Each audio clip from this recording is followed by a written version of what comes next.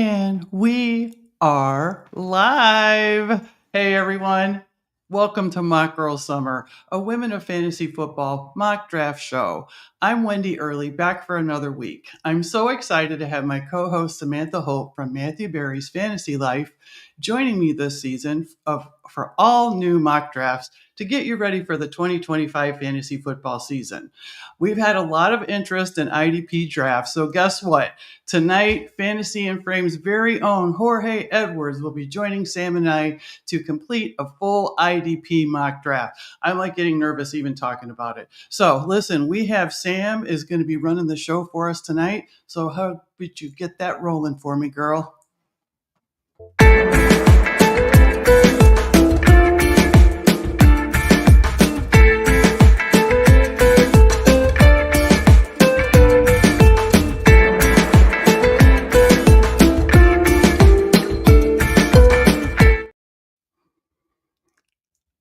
Oh my goodness. Hello, I already everyone. messed it up.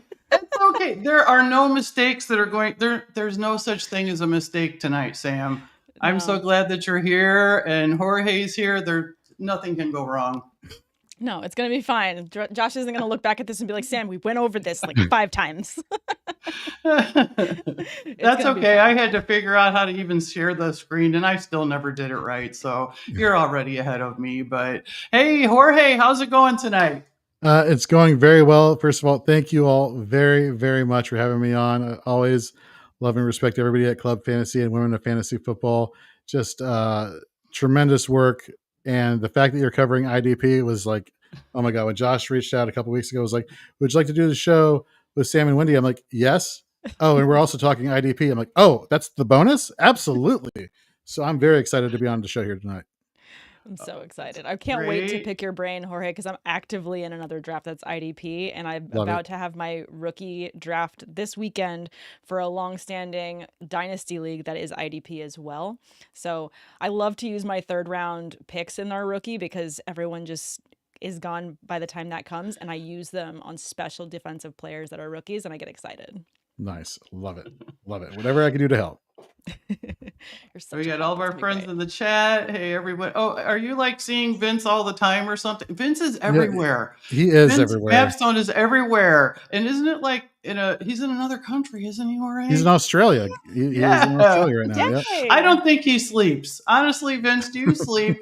Yeah, please let us know. But thank you to everyone. I see Tootsie Pop joined in too. I was wondering, I was like, I know she's down with the IDP. So I was kind of wondering if she would pop in. We, of course, have Scampers. But I want to go over a couple things real quick. We are all about celebrating women in sports. That goes for women-owned businesses as well. So do us all a favor. Go check out www.thegridirongoddess.com. Susan does a lot of great things to help women kickstart their love of fantasy football, and she even has a shop too. Everything from shirts, hats, koozies, even trophies. So be sure to check out thegridirongoddess.com and use promo code WOFF at checkout to save yourself 15%.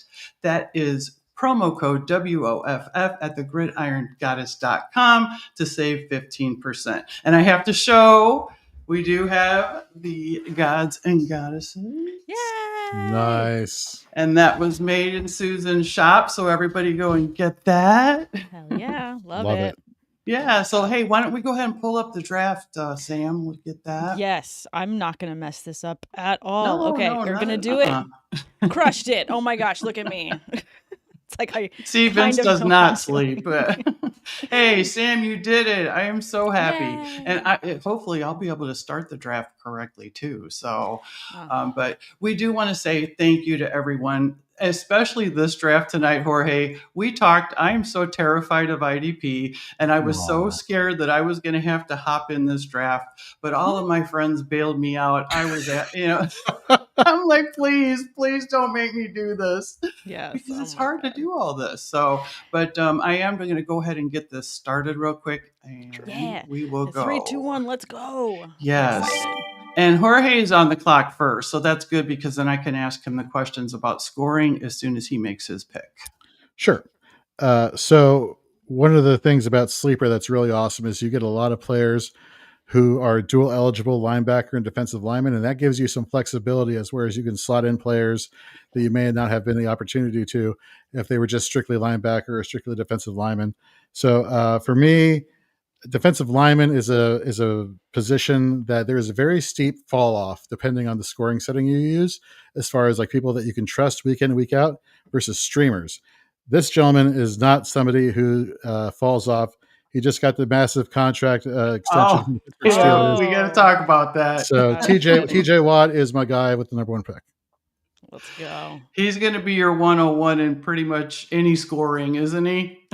Pretty much. I mean, of course. And of course, it didn't take long for me to just get sniped. Just like, really? Sorry, I see the Steelers logo. I know you're. I was just going to say, so. Did you know, Jorge? It was not my initial intent, but you know, and so no. To answer your question, I didn't want to get in trouble right off the bat here on the show, so definitely not. Yeah. Oh my god, that's so funny. Well, Vince, it is what it is. IDP. It is what it is. That's so funny. Okay, bye, Anne. I'm trying to scroll through. It's so hard to find. They hide the mock drafts on the phone because I'm trying not to draft from my board. So as these are going. Okay, so then Jorge, as I'm trying to, not fat thumb my draft. Thankfully, I'm not drafting until towards the end. How soon is too soon to pick up IDP players in these leagues? Because when you look at the format in terms of all the way the points break down, you typically still see, quarterbacks go early and all of that. But with the scoring here, do you feel like it just pushes ADP everywhere because of the IDP heavy value at the front end? So it really depends on the scoring settings. And so there are there are different, settings out there. Like Fantasy Pros has theirs. There's one called IDP 123. There's one called Big 3 IDP. And the thing about IDP is that you can make the scoring whatever the heck you want it to be. But just like we all know, the number one rule in fantasy football is know your league settings. So the 3 types of scoring, you have your tackle heavy, which favors, your linebackers. It kind of fades your defensive linemen. Then you have your big play, where you kind of get more equality amongst defensive linemen and your defensive backs, and linebackers kind of take a hit. And then you got your balanced scoring settings, where your linebackers are getting quality fantasy points per tackle. Your defensive linemen are getting quality fantasy points for sacks, and your defensive backs are getting those for interceptions. And so that's the mindset that I like to play with. I like to make everybody as equally valuable as possible. So from a balanced scoring perspective, in leagues where it's an offense and IDP combo, I like to get my running backs and wide receivers, at least my top 3 at each position, and then boom, try to get the elite pass rushers and kind of fill in from that point forward. I think that makes a lot of sense. And for our drafters in this particular draft, Jorge, we have it set up where you have 3 defensive back, 3 defensive linemen, 3 linebackers, 2 IDP flex, and 4 bench. That's what we're working with tonight, everyone. Love it. Well, thank goodness for you, because I'm like, what do I do, Jorge? Yeah, this is why I'm here. I want to learn. And that's the thing, right? Because, if anybody who signs up for a fantasy football league or goes onto one platform or the other knows, there's structure, right? If you join a PPR league or you join like any fantasy league, you join Sleeper, for example, it already has predetermined, like, this is the scoring for per yard. This is the scoring per touchdown. Like, there is nothing where it's like amongst all other platforms, comparably, that is, this is how much a tackle is. This is how much an assisted tackle is, So in some respect, it gives you a lot of freedom. But for those who are unfamiliar with playing IDP, that can be very daunting and kind of like be off-putting to a point where it's just like, yeah, I don't know enough about this to where even begin to have like the framework of how to, plan how to do this. So it really depends on, obviously I'm going to shout out Fantasy and Frames because I think we put out great IDP content, but I'm not going to shun other people who put out fantasy content in the IDP community. There's a lot of great stuff out there, a lot of great resources. And quite frankly, just hit us up. You see somebody talking IDP, ask us questions. We have no problem telling you our thoughts and giving you our opinions on, what players during which scoring settings are the ones to go after. There is help out there. You're not fighting this fight alone for those who are playing IDP and are kind of scared by the format. I love that. It's a safe space is what we're learning. It's a safe space. Thank you. It is, for sure. And you know what? I'm even going to mention, because Jorge, you went out of your way at the expo last year to come and find me so we could get a picture together and we could meet. That's right. I mean, I was like, oh, I mean, you were like, I was not leaving this expo without meeting you. And it was so great. So it really is very, very good that you're so supportive. So thank you for that. We love supportive. Absolutely. Oh yeah, we got Amber too. Amber hopped in. She's been waiting to try some. Yep, to try some IDP. Vince, I thought the purple color rectangles were kickers, and I got excited. Oops. Oh my God, that's so good. Okay, so then wait, did I already mess up because I took Travis Hunter too early? So Travis Hunter is the unicorn of unicorns, and I'm not just talking in Scott Fishbowl. He is somebody who, in how the default settings have him on sleeper, yes, he can get fantasy points as a wide receiver, and that count towards him being a defensive back also.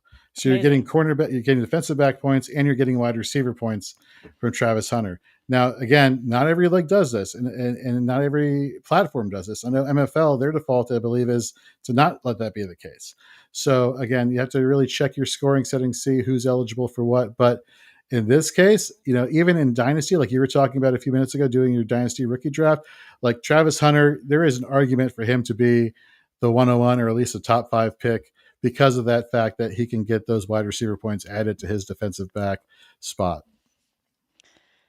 I mean, I love it. I honestly, I think we've talked about, and we're going to keep talking about it every single time we draft any IDP players on the rest of the mocks for the rest of summer. Travis Hunter is going to be the key to unlocking the normalcy of IDP going forward in fantasy football. Like, I feel like all of those of us that have been used to doing it, we've been living this life for so long and we've been loving it. Finally, others are going to get to experience this goodness through Travis Hunter. And then I feel like we'll start to see more IDP leagues going into next year. From your mouth to God's ears, lady. I don't know how else to explain it. Like I really hope that that's the case because, fun fact, when I first started playing fantasy, my very first fantasy league had IDP. I did not know what it was to play in a fantasy league without IDP. I saw this position on my roster, DST. What the hell does that mean? An entire defense? No, where are the individual players? Oh, we don't play with that. I'm like, what? That was so foreign to me. But I digress. I didn't even know what IDP stood for, Jorge. I think Vince dropped it in the chat. I don't play fantasy or whatever it was. I think that was what he said. Let's see here. This is a great. And I kind of felt in my Scott Fishbowl draft, I was at the Chicago Live, and I was drafting from the 12 spot. I knew that Travis Hunter was not going to make it back to me if I did not take him as my second pick. And I'm like, it's the Scott Fishbowl. Do I think I'm going to win the Scott Fishbowl? No, I don't really think that. So you know what? I took Travis Hunter. I wanted him on my team, I took Travis Hunter, and I think I'm going to win Scott Fishbowl because I believe you have to speak things into existence. Scott, can you hear me from wherever you are? I'm going to win this year because I took Travis Hunter at 2. Please and thank you. There you go. So full disclosure, in my home league, my wife dominates all. Like she just finds a way to do it. God bless her. And so I was like, you should really sign up for Scott Fishbowl. And she's like, okay. And she's a trash talker. I when I talk trash, that's an automatic L for me. Like I'll lose no matter what. Even if I have the best team on I'll lose. So I try to keep it very humble. She is not that way at all. And she ended up joining. It's right. She ended up joining my division. And somebody went on a website to see how does your team rank, yada yada yada. Are they contenders? Are they not? Go figure. Her team is number 1 as far as being one of the best contenders in Scott Fishbowl in our division. And I'm just figures. That just figures. So classic. All right, so we have a question here. Are there any sites that treat Hunter like Shohei Ohtani, where there are 2 Hunters, one for offense and one for defense, if IDP is included? I haven't seen that. Have you?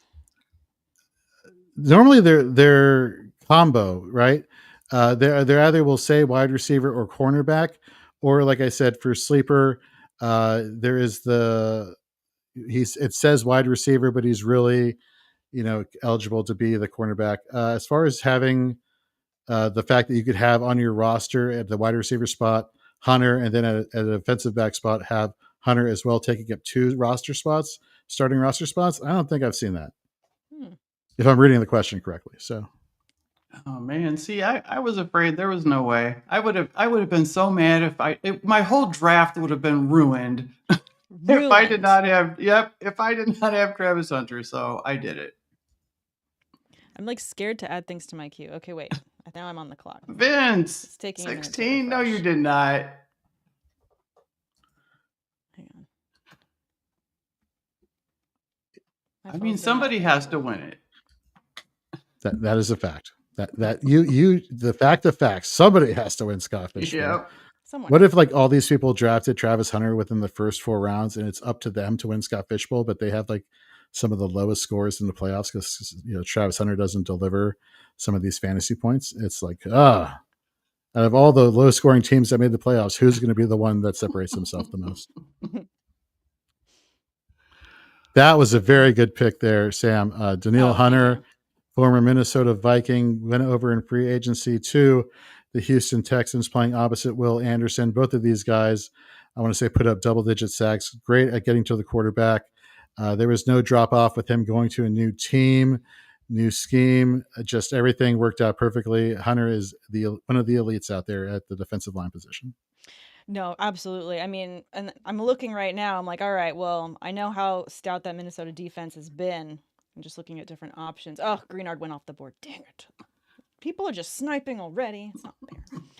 I was going to go for him, but I'm thinking I feel like Singleton will be safe. Yes. So when he has been in the lineup, he has been a high tackle producing linebacker. The only thing about Singleton is he is coming off of an ACL, but all the reports out of OTAs and minicamps is that he looks great. He's going to be ready to go. And another thing about Singleton is people may be a little bit scared of Singleton because the Denver Broncos brought on Dre Greenlaw in free agency, who also is coming off of second year removed from having an Achilles injury. So if he is 100%, is he going to eat into Singleton's workload? And one of the things that Alex Singleton has shown over his career is that he can co-eat with his fellow inside linebacker. So I don't think you're going to see any drop off just because Dre Greenlaw is there. I think that's a great pick at linebacker. I like co-eat. Co-eat. Inventing phrases left and right. By the end of the show, I'll have 5 new ones. Everyone shall feast. Exactly. Tackles and sacks. Exactly. I love it.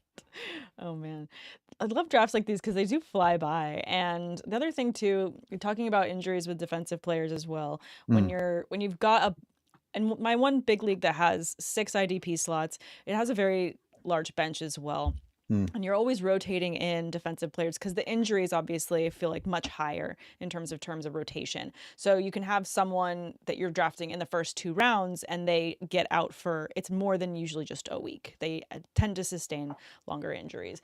But it's an immediate open for someone behind them. And there's so many defensive players you can pick up on waivers. It's, I think, a little bit better in terms of rotating them out than other offensive positions.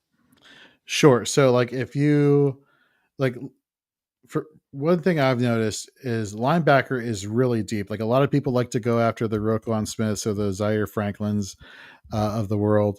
Mm-hmm. And look, they're great. They're fantastic. They're elite linebackers in real football, and they're elite linebackers for fantasy football. But when you look at certain scoring settings, like for example, Fantasy Pros scoring, I have the information right here. You have the top the top 54 were averaging double-digit fantasy points using Fantasy Pro scoring last year. So you can wait on linebacker and still get decent production from week in and week out. Places like or positions like defensive lineman, like I talked about, there's a steep drop-off in terms of week-to-week variability once you get to that cliff. So those are the positions. And then as far as defensive backs are concerned, that's a whole other animal in and of itself. But those 2, defensive linemen and defensive backs, tend to be the ones that are swapped out more often than not week to week. No, you're on the clock, Jorge. Oh, yeah. Thank you. I'm going to go. I love how active our chats are. The comments are always so active whenever we're on, and I love it so much. What am I looking at? It is a defensive. Yeah. This is not an illusion. You have not had a medical issue. Come to the dark side, Jimmy Roberts. All different.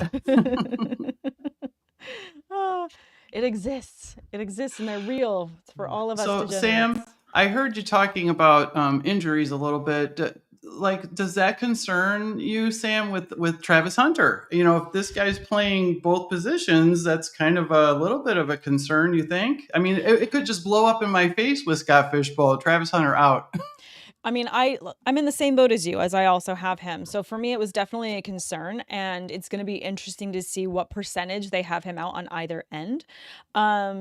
Obviously, there's a lot of gaps that they need to fill, you know, in the offense and the defense, and that's the reason that they took him. He's going to be someone that gets used often, but in order to keep him healthy all season long, I'm really curious just what percent he's going to be playing defense, and I feel like that's going to be the key for us to obviously unlock him in fantasy, because he can go and just have a track meet and just run up and down and maybe not get many catches on offense, but he's going to be getting hit and having heavy hits on defense. So I am concerned, but I think that the potential upside was just too good. I don't want to miss out on what could potentially be the next big thing in fantasy. You know me, I say yes to every league because I hate FOMO. I'm not going to say no to Travis Hunter, because what if I miss out on an interception that scores a touchdown as well as a receiving touchdown? Like, can't I have both things? I want all the things. Nice. All the things. We want all the pretty things. I want all the pretty things. I like shiny things, and I know what I like.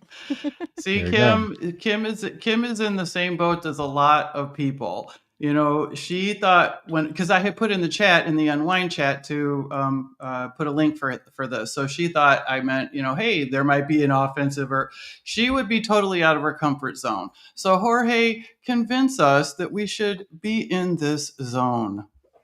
So, IDP is, the same principles when you think about what we look at for offensive players really are the same when it comes to IDP. And Sam, you were kind of alluding to it in terms of snap percentages, like how much of is a player going to be on the field or not. You want players, take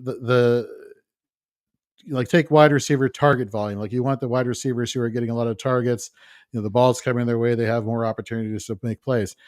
IDP, you want the guys, who are playing all three downs at high snap percentages. You don't want people who are just on the field for first or second down and then come off the field on third down. You want people who are playing all three downs. Why? Because you give them more opportunity, and therefore there's more opportunity to take advantage of their efficiency. That being the case, one of the number one complaints I hear from people about IDP fantasy football is like, I have to learn more names. Like, I just got through the first 200, 300 of, Derek Brown's rankings over on Fantasy Pros. Now I got to learn more. I get all the colors. It's the same argument as to why, I'll say it too when I can't watch new TV shows. Like, I still haven't gotten, through Severance, and I have people that are upset with me. It's like, okay, there's so much good content out there. I'm only one person, and there's only so many hours in the day. It's the same thing for fantasy. There is so much good stuff out there, and it's just taking the time to sit with something new. Right. And that's what IDP is. Like, just enjoy the something new. Even if you want to make Sam. Oh, thanks. Yes, absolutely. To add to that, if you sometimes also two more things when it regards to this question. One is tying IDP fantasy football or defensive fantasy football to real football. Like, let's go back to the Rams winning the Super Bowl versus the Bengals a couple of years ago. A lot of people in their mind are going to say, yeah, Cooper Kupp got the game-winning play to secure that Super Bowl. False. Aaron Donald, the next series with that sack, is the one who secured that Super Bowl victory for the Los Angeles Rams. We look at what shut down the Kansas City Chiefs this year in the Super Bowl versus the Philadelphia Eagles. It was the defense. Everybody remembers Cooper DeJean getting that pick six on Patrick Mahomes. People tend to remember Patrick Mahomes lying on his back. That was thanks to Josh Sweat, who's now an Arizona Cardinal. So there are plenty of instances where you can draw parallels to the NFL that you watch week in and week out to IDP.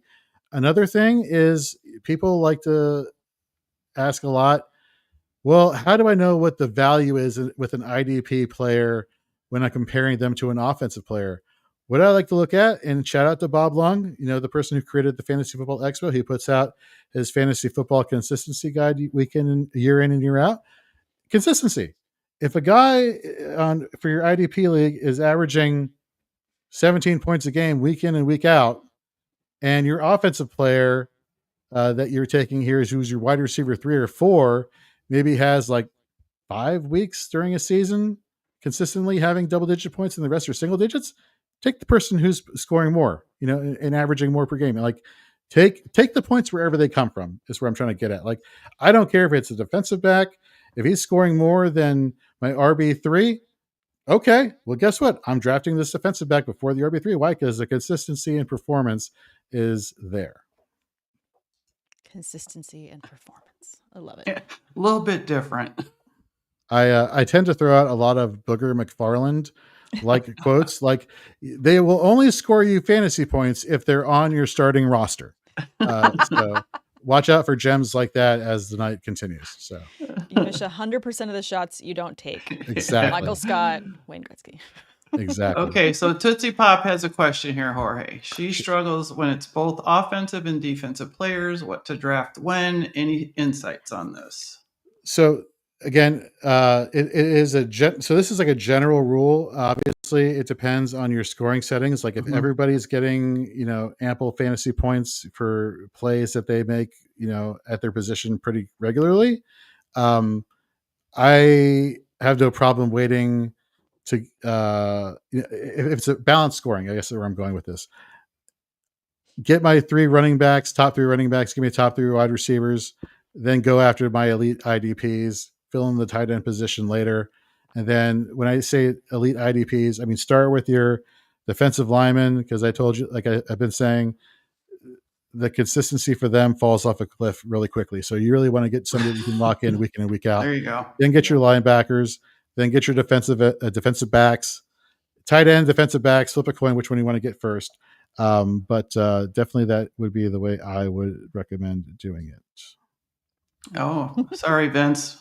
Kelly needs tight ends. I know. I'm really curious to see what a Kelly draft looks like when there's no tight ends to pick from. Yeah, let's talk about the first. We're already through 6 rounds, you guys. I was really supposed to be looking at 4 rounds, seeing if anybody's team kind of jumps out at you. I know Jorge's on the clock. How about you, Sam? What do you see in here? Well, I mean, in terms of what Jorge has mentioned, well, first of all, I know I'm going to walk away loving his draft because he's got TJ Watt at the first. He's the 101. He is the 101 in my heart and off of this board. So thank you. I feel like I'm going to be taking a lot of notes from his exact draft going into this season for the next upcoming drafts that I have that are IDP, especially just in terms of volume and the way that the different positions drop off a cliff. I think that I'm just going to be taking that to the bank as I go into my next draft. But Jorge's is definitely a favorite for mine. Looking across these, I think Duarte has a good one as well with Franklin, Ellis, and Hendrickson and Bates. I love the Bates grab as well. I just took Bates in the FF7. Nice. Felt good about it. I have a few players in my queue I'm not going to mention because y'all Don't do it. Snipe me as I mention them. But when they go off the board, you will hear from me, and then I'll be asking you questions about those players. So I just made a pick on a player that some people who are IDP aficionados might be like, "Come on, Jorge," and let me defend myself here. And yes. Cody Barton. Okay. He was a linebacker who played next to Bobby Wagner in Seattle for a few years, came to Washington for a season, and now he plays for the Tennessee Titans. And one of the things is, from a real football perspective, if we're using like metrics from a place like PFF, and yes, people can poke holes at PFF all they want, but they put out good stuff too. And when it comes to his tackle volume, he tackles a lot. But he also whiffs on tackles a lot, or he lets a player get 9 yards down the field and then makes a tackle, which is not a quality play because you're basically letting the person get close to a first down before making a play versus making a play close to the line of scrimmage, limiting the yardage that they have.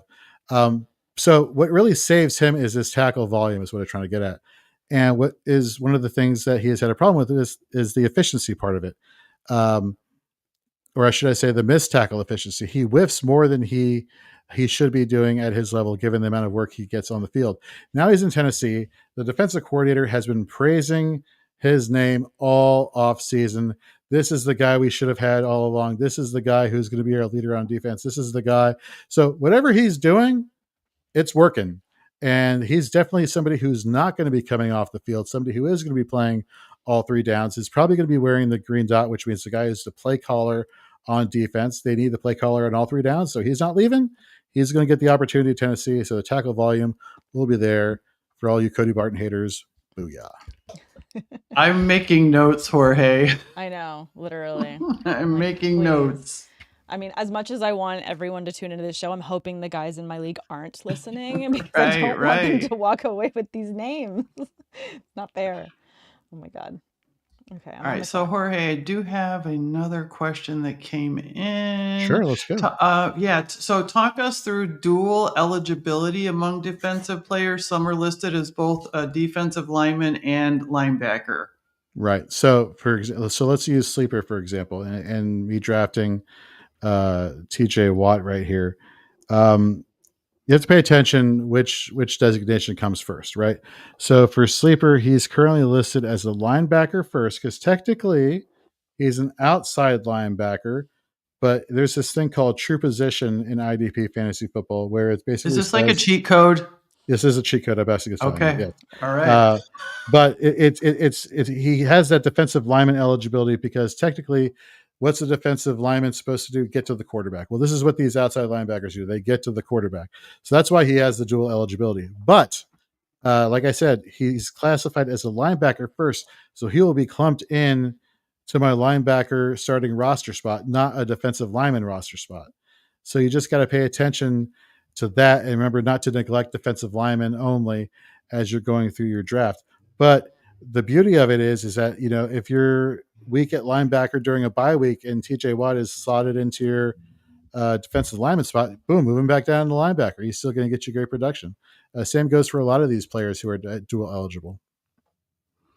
Ooh, that's a lot. Like if you don't, you guys are hearing it here first. Okay. Everybody probably knows these cheat codes, but you know what? I don't. So thank you, Jorge. Absolutely. And it's just good to keep them as a reminder. It's why I'm so excited about doing these Mock Girl Summers so we can have, we're exercising. This is essentially replacing my normal trip to the gym. This is exercise for me because all of these reps, they just help improve, build strength up, up here. And in the drafting thumbs. So in terms of I'm getting a sweat. Like we're definitely learning a lot, and I'm learning. It's an education that I appreciate. The heart rate is getting elevated consistently. We're getting the good burn in. I got you. My Whoop band is saying that I've hit a stress level. So we're definitely moving up the chart. Heart rate is elevated. Nice. You're doing good, Vince. Good job, honey. Because similar colors. Oh my gosh. If that logic was sound, then Kelly's whole draft would be orange. I love it. Ooh. Okay, so Sauce Gardner's first season, I picked him up in my rookie draft, Jorge, and I was so happy. It was a good season for me. So defensively, he just got paid too, right? Yeah, I did. So okay, so I have thoughts. I have thoughts on Sauce Gardner, especially defensive backs who are technically defensive back. There are 3 positions within a defensive back category. So first you have what are called your strong safeties. But that these terms. So first of all, I'm saying these terms, but they're kind of being phased out, and I'll explain why. You have your strong safeties who technically more often than not play closer to the line of scrimmage and helping out in run support, basically being de facto linebackers. And we call those your box safeties. Okay. Then you have your free safeties who play more in coverage, who act kind of like cornerbacks. And then of course you have cornerbacks. So you have the cornerbacks, you got your box safeties, you got your free safeties in the defensive back, cluster there. Here's where things in IDP don't make sense. Just because a player on defense is really, really good in real football does not make them really, really good for IDP fantasy football. And let me use Sauce Gardner as an example. if I'm a quarterback, right, and so far away removed from being that, but just let's pretend for a second, and I know that Sauce Gardner can pick off every single ball I throw in his direction. Am I throwing the ball at his side? No, I want to target the other guy who lets my wide receiver catch the ball every single time. So again, Booger McFarland, well, you're not going to get fantasy points if the ball's not thrown your way, you know? So again, you have to be careful about these shutdown cornerbacks because more often than not, unless they're making a big splash play and you're playing in these leagues that are big plays, scoring where you can get like 5 or 6 points for an interception, generally not the way to go. But again, it's one of those things where like if you have like a rookie cornerback in your defensive back slot that the offensive coordinators don't really know too well, but they're like, oh, he's a rookie, we're just gonna throw the ball his way, a la Sauce Gardner his rookie year. Mm-hmm. After year one, they're like, oh, then it's a problem. I dropped him after year one. I did 100% dropped him after year one. we can't keep doing this year two. So you know what I mean? Yeah, no, I think that's a really great point too. I mean, in terms of who to target. So then you would go to their counterpart, wouldn't you? Yes, more often than not. Exactly. Yeah. This is so much inside football. It's fantastic. I'm gonna be. And I think this is going to be kind of where Tootsie Pop is going with that. She took. How do you feel about drafting IDP players from the same team, Jorge? I mean, I love it. I mean, now remember, as your draft is going on, if you're doing that, make sure you pick players who have different bye weeks, right? So, yeah, so just keep that in mind going forward. But like she brought up Cashman, Blake Cashman, linebacker, and Josh Metellus, defensive back. Again, Cashman, one of those inside linebackers, not the outside guy. His role is not to rush the quarterback. His role is to stop the running back and get those tackles. So very high producing one last year. Josh Metellus, again, going back to the defensive back spot, one of these box safeties who crowds the line of scrimmage, acts as a de facto linebacker, also helping in run support. Both of those would be great options. I would have no problem having both of those people, even though they play on the same NFL team, on my fantasy team. All right. That makes sense. All right, we have another one too, Jorge. Do you think offensive coordinators would target Hunter on defense if he plays a bunch of offensive snaps? If we're talking like, will they target him because he'll be exhausted from playing, just from like a fatigue factor? I think so. Absolutely. I'm not sugarcoating this person was a great dual threat player at Colorado. Like there's a reason why they traded up for him. There is a reason why people are so enamored with him. He can do a lot of good things on the football field. Will that translate into the pros? We will find out, right? That's all the assumption we're making here, especially with all these rookies. But again, going back to the Sauce Gardner effect, year one, offensive coordinators are probably going to test them out. And at the end of the season, they're either going to be like, not year two, we're not doing that again. Or they're going to be like, you know what? I think there's some susceptibility to getting some production throwing the ball his way. Sam's on the clock. Back on the clock. This is just redraft. Is he? Of course. All right. Well, we have a couple minutes, Jorge. Yeah. You and I talked about some changes in your household in the last 10 months. Yeah. How about talking about that little baby for a second? Oh, baby. Yeah. So Natty D, as we gave him his party name later on when he goes to college or whatever he does late in his 20s, Nathaniel Dean, my son, my wife and I, we adopted him back last September. Loving fatherhood. It is truly something that, everybody who is a parent, they say, oh, it's a blessing. You just enjoy it. It's just so wonderful.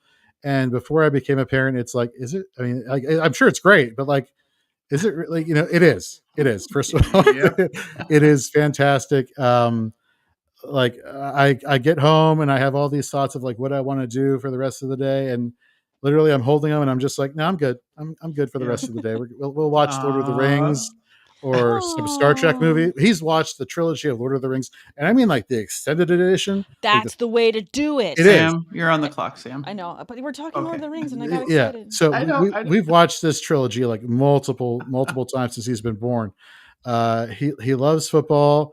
He was born in Tampa, so once we got the word he was born, the adoption people were like, get down to Tampa. So we drove down to Tampa, and We got there on a Thursday, and then that Saturday, our hospital was like within walking distance of the Buccaneers Stadium, Raymond James Stadium. So I went over there, and I went to the team store, and I asked them, "Where's all your baby stuff?" And they're like, "Over in that corner." I bought every single baby thing they had there. I did not show my wife the receipt till after we got back home, because I was not about to deal with all that as we were there celebrating this awesome moment. That's so cute. But I even got him a personalized Buccaneers jersey that says Natty D on the back. So amazing. He has been amazing. Having I him love that you share. I love watching the pictures and the videos that you share. But what I thought was the best part was you and your wife Melissa. You never gave up. You were on hold and not happy with the adoption agency, or just it wasn't a good fit with that adoption agency. And right. So and again, I'm an open book when it comes to this stuff. I think any information that people can gain from this, the better. If you ever want to talk about this for people who are going through this type of circumstance, Jorge B. Edwards on Twitter. My DMs are open. Like literally, I'll be happy to have a conversation with anybody about it. My wife and I, since 2017, we were trying, and we decided to go the adoption route. And so then we were with an agency for 3 years, must have submitted our profile book, which that's all they see of you, as far as like physically see you or read something you might not physically see of you or learn about you. They're basically given a pamphlet. Here's Jorge and his wife's pamphlet. Do you like what you see? Yes, no, okay. And then the adoption agency tells us, well, what can help you is if you write like a personalized letter on top of giving them your thing. So we've written like 45 letters, given our pamphlet to 45 couples. All of them no. So when you're told 45 times in a row, we do not trust you with wanting to have our child under your care for the rest of its life, that wears you down. So we decided to go to a different agency, and within a month of being with that agency, we were replaced with Nathaniel, and the rest is history. And I'm sorry you're on the clock, and we are going to continue that. No. Let's go for it. And I'm all about this. Sam, can you move us so we can see the rest of the board? I believe I can. Do it. I did it. Yes, you are so good. You're rocking it. So yeah, Jorge. So please continue.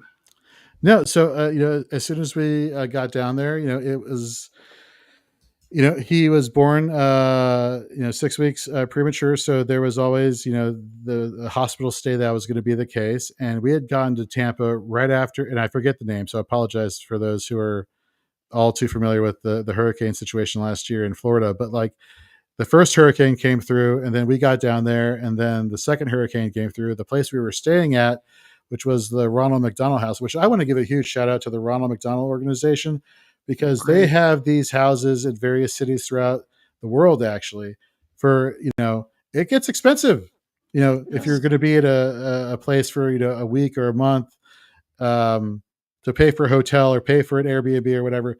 What these places do is they give you a place to stay for free, and they provide the food, the meals, the transportation to the hospital. And we were very lucky to be selected to be able to have that opportunity to stay there.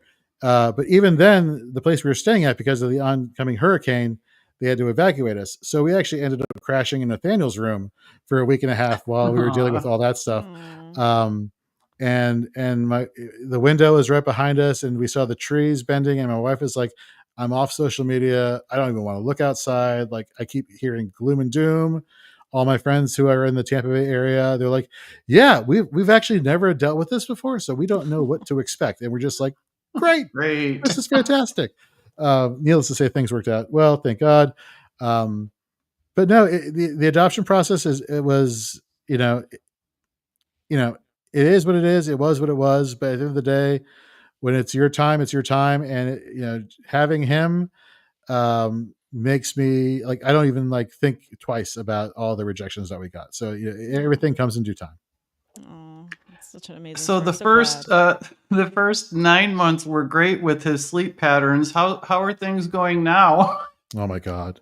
So like now, like it's like we put him in his crib, he falls asleep, and we get out of the rocking chair, and you make one creaking sound comes on the floor. wow, or like we could be in another room and one of us turns over. There's no sound made, just the like sheets rustling of us turning from one side of our bodies to the other. Wow. And I'm just like, oh my God, this kid's hearing is off the chart. So aside from that and the lack of sleep, now that's hitting us, small price to pay. You know what I mean? Yes, absolutely. But I was so happy that you shared that, and never give up. Like Jimmy V said, never give up. I'm just Absolutely. so happy. Just like Vince, and look, they were looking for the right doctor and IVF, and so it's awesome, amazing. Yeah, there are a lot of children out there who need homes, and it is. There are a lot of people out there who do a lot of good work trying to get these children into the right Yes. situations, and they need a lot more applause and recognition, I feel, because the coordinator that we worked with like made our life complete, and so not everybody you share that sentiment with. So it's Yes. for those out there doing that work. Thank you very much for all the hard work you do. Oh, That's amazing. Thank you for sharing with that. Absolutely. Okay, so I guess we have to get back to this IDP thing, right? Yeah. I don't want to. We have questions, Jorge. How do you feel about Aiden after the injury? Going into this season, how are you feeling about him? So, if he's good to go, I'm good. I'm good to draft him. It's one of those things where it's like, yes, I understand he had the broken leg, but there was even talk after he broke his leg that if the Lions made the Super Bowl, there's a chance he could play.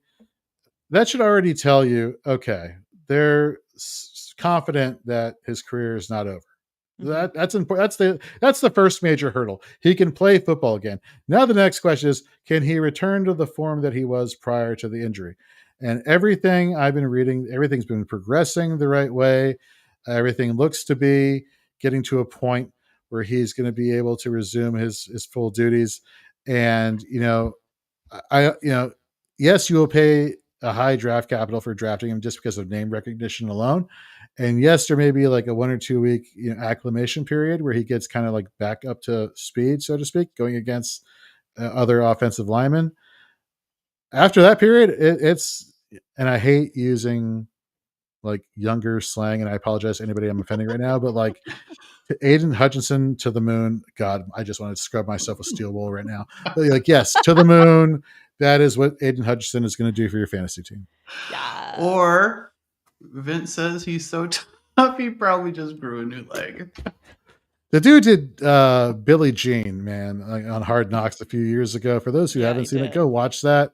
That was like an epic moment. Like I feel like that actually was like the start of the Lions turning things around. Aiden Hutchinson in Hard Knocks singing Billie Jean to everybody. Absolutely. That was a moment where it's like, this is a turning point for the positive. Yes, absolutely. So good. How you feeling over there, Sam? How's your team doing? I think I got a little bit DB happy, but it's okay. I'm really happy with my last pick with Chris Jones and Pierce. I'm pleased with those. I think I'm rounding it out well. I'm interesting to see if I'm going to be able to balance out my linebackers coming back. I've loaded up my queue, but knowing all of you guys, you'll take everyone in my queue. So James Pierce, who you got in the last round, is the player that the Falcons gave away basically the mortgage to acquire in the first round, in the 20s of the first round. And people are going to say, oh, that was too high of a price. Okay, it's going to pay off. James Pierce out of Tennessee was one of my favorite prospects coming out of the whole process. And going to Atlanta, he's going to get immediate playing time. Just great opportunity there for Pierce going forward. Another guy that I'm pretty high on, who I just drafted, DeMarvion Overshown, Dallas Cowboy. He played at Texas. He was a box safety, and he ended up being converted to a linebacker. And so one of the things that makes him so advantageous, given the fact that he was a defensive back for so long, is that he's a tinier guy who can slip through all these offensive linemen trying to block him and get to the running back. So he he's small, but he plays big, I guess is probably the best way I could use to describe it. Yeah. And his first year, it was a preseason game versus Seattle. Freak accident tore his ACL. He was out for his rookie year. Comes back last year, started to work his way into the rotation. And he was making some really good plays, really starting to show, like, especially for IDP dynasty managers, like, yeah, this is what I was hoping to see. And then he hurt his knee again, and everybody's like, man, that's 2 back-to-back years of knee injuries. What's going to happen? Everybody's now saying he's going to be ready for week 1. Again, it's one of those things where it's like an acclimation period, but like, he is my 1, 2, 3, 4, 5, 6, 7th linebacker. Like, I'm okay swapping him in and out as the season progresses. Yeah, that makes sense. It's so hard with these defensive players with the amount of injuries that they sustain, but oh yes, man, if they're not tough as nails and they get right back out there. Well, that's the thing, right? Like, you think about like what their job is versus what a offensive player's job is. Like, a wide receiver's job, catch the ball. A defensive player's job, pummel this person with your body into the ground. Like, the fact that they can, some players, pummel. The fact that they can last a whole season plus the playoffs just is mind blowing to me. Oh my gosh. So, any concerns about Max Crosby's snap count, Jorge? What do you think? No, not one bit. In fact, a name I want to throw out there for people who are looking for defensive lineman help in later rounds. His name is Malcolm Kuntz. 2 seasons ago, down the stretch of the season, playing opposite Max Crosby, he started to play really well. The sack total started to go up. His pressure total started to go up. Last year, he was coming into the season, again, going to be the starting edge rusher opposite Max Crosby. And he had like some kind of like freak shoulder injury, I want to say. Ended up getting placed on IR. He's back this year. I'm still on board the train, because one of the things you like to look at for defensive linemen, especially those guys on the outside who like to rush the quarterback, is win rate. So what does that mean? That means how good they are at getting past their offensive linemen who are blocking them per snap. So if I have Max Crosby, as a defensive coordinator, as the opposing team's offensive coordinator, I want everybody blocking Max Crosby. So what does that do? That frees up the guy on the other side. If this other guy is good at getting past his offensive blocks and has a high win rate, well, then he's somebody who's a gem in the later rounds who I know is going to produce, because everybody's going to be paying attention to Max Crosby. What's great about Max Crosby is you could throw 2 people blocking him, 3 people blocking him. He beats them all. That's what makes him so awesome. So I know we're getting into the late rounds, but, so who are some of your, favorite late round targets, say, at linebacker? Sure. So one is for the Los Angeles Rams. His name is Omar Speights. What's really cool about him in the Los Angeles Rams defensive scheme is that they are different in the sense that they typically play more defensive backs in their coverage than they do linebackers. So technically they have 5 defensive backs roaming the field at any given time, and they have 2 technically inside linebackers. But sometimes they throw another defensive back there, take out a linebacker, and keep one linebacker on the field throughout the entire game. And that player plays about 93% of the snaps every single game. So whoever is gifted to be given the role of playing the LB1 for the Los Angeles Rams is going to get a lot of tackle opportunity. And a lot of people are saying Omar Speights has the inside track just because he has the familiarity of being with the Rams for a few seasons. So I'm definitely big on him. Another player that I'm also big on is Jalen Carley's linebacker for the Indianapolis Colts. When EJ Speed was down for a couple of games last year, he came in, played very well. EJ Speed now with the Houston Texans. Carley's comes in, great opportunity to make plays. He will get the high snap counts. What's really cool is on Sleeper, he is listed as a defensive back and linebacker. So now linebackers tend to, more often than not, put up more fantasy points than defensive backs. So now you're having another cheat code where you're telling me now I have a defensive back who is giving me linebacker numbers that I could put into my defensive back spot. Sign me up every day of the week. Let's see here. Let me keep going through my list. Demetrius Knight is another one that I picked up here. Jermaine Pratt, no longer with the Cincinnati Bengals. He is now a Las Vegas Raider, who he is also a value. I'm a very big fan of Jermaine Pratt. But Demetrius Knight is the rookie who will be sliding in there opposite Logan Wilson. He will definitely have a lot of opportunity there. So somebody, even as a rookie, could jump in there and make a great addition here. And then one of the players that I have actually in my rankings here, which of course you can find over at Fantasy and Frames and on Fantasy Pros, is the linebacker for the Cleveland Browns, Carson Schweissinger out of UCLA. Again, going to be the main linebacker here for the Cleveland Browns. I don't know if this is like a hot take or something, but I don't think the Cleveland Browns are going to be what we like to call in the industry good for real football. So I think the defense is going to be on the field more often than not, therefore giving more opportunity for Schweissinger to make plays. There you go. There's another Booger McFarland reference. There you go. So few names there to pay attention to. Awesome. That was amazing. You're on the clock too. It was. Man, oh man. Yes. He's just rolling with it. Oh my gosh. Jorge, I'm going to be selfish. When we get to the end of this, we normally go through and I'll pick my favorite team. I want a letter grade from you on how I did. I want to know if I passed your test and if that means I can compete anywhere near your level, because I know I thoroughly enjoy IDP, but I'm still a student of the game. We'll go ahead and throw in another fun quote there and just saying there's a lot that I can still learn about IDP and it's fun for me. You know what? I've been doing this for like over 10 years now. There's still things I can learn. Like like fantasy football is an ever evolving game. The NFL is an ever evolving game. Learning tendencies of how defenses are aligning nowadays just is there the same thing how offenses are. For the longest time it was everything was 12 personnel and run the ball. Then it was 2 wide receivers. Like, ooh, we got this mythical thing called a slot wide receiver where we could put 3 wide receivers on the field. Now 3 wide receivers is like the popular thing. So everything's changing all the time. Yes. So I'm right there with you. I would be happy to give you a assessment here on your team. Let me take a look at it as the draft is starting to wind down. I did take Spates after you said it. Nice. So I might be teachers petting it and being like, that's okay. Did I do that's it? Okay. Did I do that's the okay. thing? You did the thing, and that's great. That's fantastic. I love it. Well, really, it kind of would have been rude if you didn't do it, right, Sam? That's what I was thinking. I mean, he's our guest. I know. I mean, there was the option not to, but I do appreciate you taking the option to do it. That is, thank you very much. So Jorge, you're in the IDP Kings Classic at the Expo.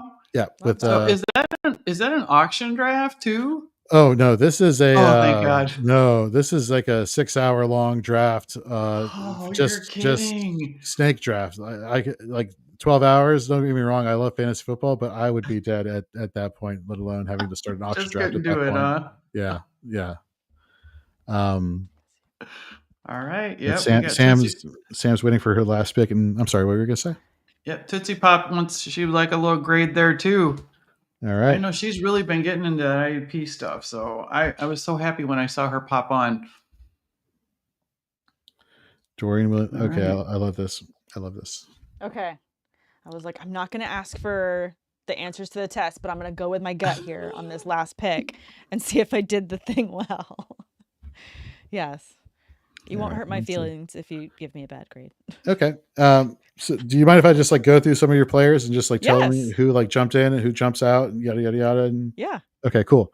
So I think we've already talked about Travis Hunter and how he can help you out with the dual eligibility as a wide receiver and a cornerback. Yeah. Fred Warner, there have been a lot of pieces outside of the defensive line that have been leaving San Francisco. So, we talk about for wide receivers who leave and go to other teams where we talk about vacated targets, similar scenario. We're talking about vacated snaps at linebacker. I think Fred Warner is going to have a huge bump this year in production. Danielle Hunter, we talked about, elite edge rusher, playing opposite Will Anderson. And again, going back to that whole, well, if you got a really good player on one end of the defensive line, we're going to double team this person. But what if this other person on the other side is good? Both are elite. So it's win-win, whoever you pick, right? Yeah. Alex Singleton coming off of ACL will be fine. Julian Love, I'm a huge fan. This guy played for the New York Giants for a while, played that box safety role, and then last year went to Seattle. and he was playing the box safety role there. Very big fan of Julian Love. There is some concern, which I'll get into later in a few picks that you have from here. Azeez Al-Shaair is the linebacker 1 in Houston, so definitely love that pick there. Going down the list here, Xavier McKinney, box safety, Green Bay Packers, love it. Grant Delpit. Grant Delpit he's not sexy, but he's not boring. And I don't know what word you use to describe that. Like, but I'm sure there's like a word out there that is escaping my mind, but like he's steady. Is that the one to go to? He is very steady. I mean, steady, or usually what I end up dating. So I mean, that sounds like how I would describe them too. I love it. So going back to Julian Love, the only concern towards the end of the season, the beginning of the season, I'm not concerned about. Towards the end of the season is probably one of my favorite rookies out of this entire rookie class is Nick Emenwari. At South Carolina, all he did was play box safety. He was basically a de facto linebacker, but he's great at stopping the run. He was great at playing in coverage. This guy could literally do it all. So they may have Julian Love still play that box safety role, or they may have Julian Love go out in coverage. Well, that's okay because you got Emenwari who will come back and play that box safety role. So you have some potential overlap that could potentially eat into each other's role, but I don't think that that's going to happen. The head coach, Mike Macdonald of the Seattle Seahawks, has been saying all offseason that Emenwari reminds him of Kyle Hamilton of the Baltimore Ravens. And when Macdonald was the defensive coordinator of the Baltimore Ravens, Kyle Hamilton had one of his best years in all of football. And for IDP managers, he definitely had one of the best years for defensive backs. We talked about Pierce. Chris Jones is technically slotted in as a defensive tackle as opposed to one of these edge defensive linemen. That, again, one of these players who's like really great for football, not consistent enough for fantasy. And then we get to Omar Spates and Dorian Williams. Love the fact that Dorian Williams lasted until the second to last pick in this draft is amazing. He actually led the Bills last year in solo tackles. You know, it's going to be him and Terrell Bernard. Bernard has more of the established pedigree, so to speak, if you will, as far as being the LB1 there for the Bills. But Dorian Williams definitely has that tackle upside. So love that as your final pick. If I had to give a grade, I would say B-. Hey, right. I will take it. Hey, that's right. It's better than a C+. It's a B-. All right, one more. Jorge, you said you weren't in a hurry, right? Can we keep you a couple more minutes? Okay. Let's keep rock and rolling. All right, could you just take a look at Tootsie Pop? I know she's really trying to learn here, and I'm curious too. Yeah, absolutely. Okay, so let me start here. So Oluokun last year had for years, this guy played in Atlanta for a couple of years, and he was getting like 130 tackles, and everybody's like, but is he a real thing? He's playing on a contract year. Like, is this like a money and mirage? I don't know. He goes to Jacksonville, lights it up continuously, high tackle volume, does amazing things. You know, LB1 year in and year out. Last year, they had him rushing the passer a little bit more, it kind of taking him outside of that run-stopping role, which kind of hurt his tackle for it compared to what we had been used to. So it's really, with the new coaching staff, it's going to be really interesting to see how they utilize him this year. Nick Bonito, I think, is a smash pick. He technically, is that linebacker, defensive lineman eligible player. Just once the Broncos traded away Baron Browning, who he was splitting reps with, to the Arizona Cardinals, Nick Bonito just went off. He was getting interceptions. He was getting sacks. He was getting tackles. He was getting everything he wanted. Jared Verse, second-year player, Los Angeles Rams.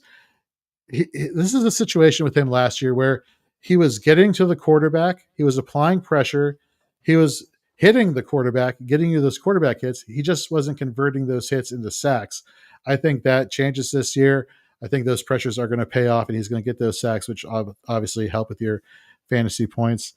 Josh Metellus, we talked about playing closer to the line of scrimmage. Love it. Here is this example of a defensive tackle. Again, there are exceptions to every rule. Okay, and I apologize for slandering your Chris Jones pick, but DeForest Buckner is one of those exceptions who plays defensive tackle, who just eats up in getting tackles for a loss, which is a common metric in most IDP scoring leagues, which for some it's like 2.5 points, others it's 3 points, and so you may not be getting the sack totals, but you may be getting high numbers of tackles for a loss, which points are points. I want where they can come from consistently from these players. So I like that pick. Blake Cashman, love that pick. Kirby Joseph, love that pick for the Detroit Lions. Nakobe Dean. I love Nakobe Dean as a player, as a fantasy asset. He was fantastic as a linebacker. He tore his patella tendon, which is basically what helps you go from like bending your knee to extending your knee. That is a serious injury. Not a lot of players come back ever from that. Let alone people who, in everyday life deal with that. They never go back to. It is very difficult. I shouldn't say never, but it's very difficult to resume normal function walking, let alone playing a professional sport. He's already been like, I don't want to say he's been officially ruled out, but it's not looking like he's coming back anytime soon, especially into the season. So there could have been some wasted opportunity there where you could have found somebody else than him just because of the injury. Quinnen Williams, I think this defensive line for the Jets is going to take a step forward. They bring over the defensive coordinator from the Detroit Lions who knows a thing or two about defensive linemen and definitely can get Quinnen Williams back up to speed there, even though, again, he is a nose tackle or a defensive tackle. Kevin Byard, free safety, had a lot of great years in Tennessee as a free safety, still made tackles. And remember, this is the atypical thing because free safeties play coverage. They kind of play like cornerbacks. Yet this guy was still making plays on the ball, making tackles. So you love that.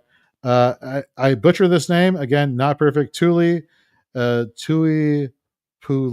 I just call him Tuli, to be honest with you. And everybody knows who I'm talking about. He's taking over for Joey Bosa as the opposite edge rusher of Khalil Mack. Every opportunity this gentleman has had to take over for Joey Bosa, who had been and has been kind of dealing with the injury bug the past few seasons, he has crushed it, and I think he is going to be a huge value at defensive lineman.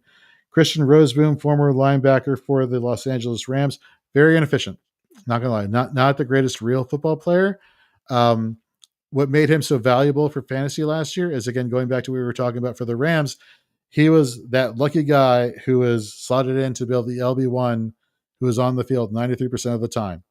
The next linebacker who was on the field played 30% of the time. So had he played 30% of the time and he was super inefficient, he would not be somebody we would be talking about today. He goes over to the Carolina Panthers. Things up in the air. Carl Granderson, huge fan of Carl Granderson. They are changing their defensive scheme, though, in New Orleans, where he will be more of a standing edge rusher versus a putting a hand in the ground defensive lineman. Is that going to hurt him, hinder him? I don't know. But at the same time, you're taking him in the 14th round towards the end of your draft. I feel like that is very good considering he can produce as a DL3 and even DL2. Joey Bosa, I get it. It's the last pick in the draft. And this is me being a strict hater, so I want to get my bias out of the way ahead of time. I rather that would have been like a blank spot on my roster, just because when he's been on, he has been on, and I'm not denying that. But the injuries have been adding up a lot of time. The playing time is that he's already injured. He already has like a back injury now. And one of the things about the Buffalo Bills and their defensive line is that I want to say their best one, Gregory Rousseau, edge rusher, he only played 67% of snaps last year. So a lot of these guys on the defensive line for Buffalo, they're getting rotated in and out to keep each other fresh, right? Well, that's not great if you want players who are consistently putting up fantasy points and are on the field a lot. So the fact that this guy is injury prone, if you want to call it that, and I hate using that expression, but that's kind of what it's turning into. And, has been kind of falling off, is getting another year older. It's not looking great, but again, 15th round, your very last pick, again, steel wool to the skin, to the moon, if he can produce at the level that he had been previously, because he is an efficient player when he is on his game. Darn it, Vince. Oh, so the grade, sorry. I would give this a solid C. All right. C's get degrees. C's do get degrees. That's what my daughter told me when she was in college. I didn't appreciate that very much. But she's like, Mom, C's get degrees. Love it. Sam, was this not a plethora of defensive knowledge going on here tonight? Oh my God, it was so good. I feel like I just took one of the best classes I've ever taken. And I don't mean that just to like, brown nose the teacher, but like it's so good. Like I'm literally taking all of these notes into my next couple drafts that I'm going. And I'm even in a draft right now that I'm going to literally go in there, load up my queue, because there's still a lot of spots available for me on defense. So I can't thank you enough, Jorge. This was so much fun. No, thank you very much for having me. I always love talking IDP. It is a guilty pleasure of mine. I love playing it. I've known it my entire time playing fantasy football. If you have questions, always available to reach out. I have the worst sleeping patterns. I am up at 3:30 every morning. And the baby helps with that a little bit. The baby helps too. with that. Yes. I can hold the baby with one arm, and I'm making YouTube shorts or TikToks or whatever you call it with fantasy content in there. Football content. Let me preface that before I get into trouble. And Yes. I'm here, Jorge B. Edwards on every social media platform. I'll be happy to answer any questions you all have. And that's what I'm here for. That's why I do what I do, because I love fantasy football and I like helping people win at fantasy football. Well, thank you for all of that. Yeah, and thank you for being here tonight too. And Fantasy and Frames, our friends over there, Stacy Perez. I adore Stacy Perez. You have a really good team over there, Jorge, and thank you for coming on tonight. So, thank you. Big thanks to Sam riding this wave with me this summer. Tell everybody where they can find you and what you have going on, Miss Sam. You can find me on Twitter at Samantha R. Holt and on Instagram at Sam_awesome. Lots of fun stuff, lots of brand new things over at fantasylife.com. If you haven't checked out the new League Sync HQ, it is an amazing new tool. You can literally plug in all of your leagues, and then you can even put it to autopilot so it can auto manage your drafts, your leagues for you in season. Huge win on this tool. Guys, go check it out. It's really awesome. And again, so many more things. Plus, Fantasy Life magazine on newsstands now. Grab it for your next draft. It's got everything you need in there. Tiers, rankings, injury reports, plenty of things that you need just all at your fingertips in this amazing magazine. So make sure you go pick it up. And really cool graphics by and I did fun Sam drawings. Holt. Thank and you. As a reminder, this year's WOFF leagues are open for signups. All the details are on the WOFF Twitter page. Our great sponsor, the Gridiron Goddess, will be supplying party favors and prizes, and you'll have a chance to play against some of the biggest names in fantasy football, all in the name of women's sports. So get signed up because it's filling fast, and we just announced 2 new gods and goddesses, Jen Eakins from 4for4 and Adam Rank from NFL Media. Final invites will go out this weekend. So this has been the latest episode of WOFF's Mock Girl Summer. We're live every Thursday at 10 p.m. Eastern Standard Time up to the start of the NFL season. We will have a new mock draft every week, so be sure and follow us on Twitter so you can join us every week for the mock draft. So we'll see you all next week. Have a great summer, y'all. Bye, guys. Bye. Bye, Jorge. Bye. Thank you for having me. All right. I got to do the outro. How do I do it? Damn it. I'm sure there's a button involved somewhere. There's a button. Do we need an outro? We do. I thought I could just click this and it would do it. Oh, no. Josh, I messed it up. I think if you hit end stream, it'll go straight to the outro, then cut off. Okay. Thanks, guys. This was Sam. fun. I messed up. Yeah. Okay, bye. All right. Not messed up. Play outro.